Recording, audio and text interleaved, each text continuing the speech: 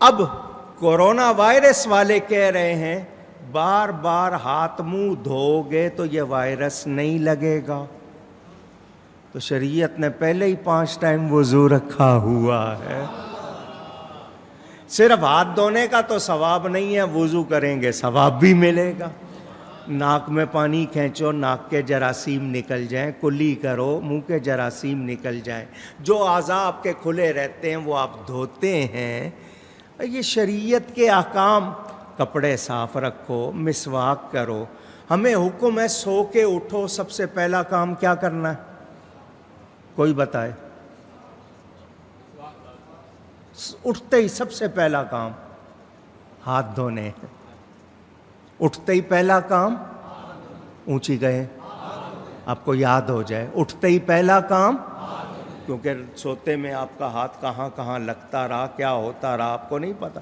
اٹھتے ہی سب سے پہلا کام کیا کرو؟ نہ آنکھ رگڑنی ہے اس ہاتھ سے، نہ منہ پہ پھیرنا ہے، سب سے پہلے کیا کرنا ہے؟ اب آپ کے ہاتھ ڈسٹ میں لگے ہوئے جو مزدور کام کر رہے ہیں، اسی کو ناک منہ پہ پھیر لیں گے تو جراثیم تو خود ڈال لی ہے۔ کھانے سے پہلے ہاتھ دھوو، کھانے کے بعد ہاتھ دھوو، کہیں باہر سے آئے ہو ہاتھ دھوو، تو شریعت تو پہلے ہی آپ کی حفاظت کر رہی ہے۔ کوئی ہے ایسا دین؟ اور آپ کو 5 وقت وضو کروایا جا رہا ہے۔ جو صحیح وضو کر لیتا ہے اس سے گناہ بھی جھڑتے ہیں اور جراثیم بھی جھڑ جاتے ہیں۔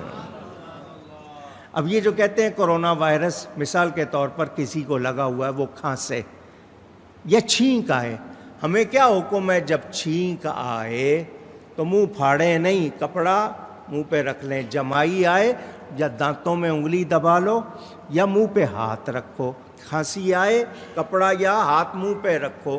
ہمارے ہاں ایک دوسرے کے منہ پہ کھانسنا عام ہے۔ چھینک آئی ہے تو دیوار تک بھلے سے اچھلتے ہوئے اس کے چھینٹے جائیں۔ شریعت پہلے بتا رہی ہے کپڑا رکھو، ہاتھ رکھو، اور پھر وہ ہاتھ دھو لو۔ وہی ہاتھ منہ پہ پھیرنے نہیں، کیونکہ اس میں جراثیم لگے، دھوو۔ آپ کا بھلا کیا ہے شریعت نے یا نہیں کیا ہے؟ کتنی جگہوں پر ہندوستان میں، ان کے ایک علاقے میں کچھ برس پہلے طاعون کی وبا پھیلی تھی۔ پلیگ کہتے ہیں اس کو، طاعون۔ یہ چوہوں سے لگ جاتا ہے، پھیل جاتا ہے۔